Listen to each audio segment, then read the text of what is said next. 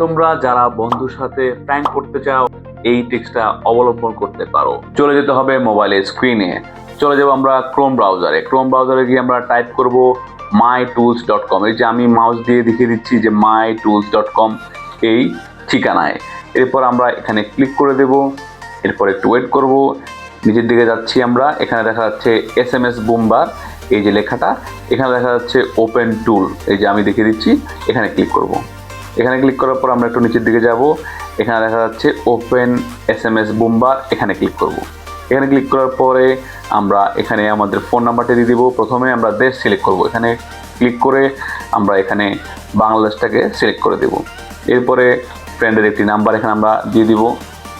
দিয়ে দেওয়ার পরে আমরা এখানে ফার্স্ট সিলেক্ট করা থাকবে, এখানে থাকার পরে আমরা এখানে স্টার্ট দেখতে পাচ্ছেন, এই স্টার্টে ক্লিক করে দেব।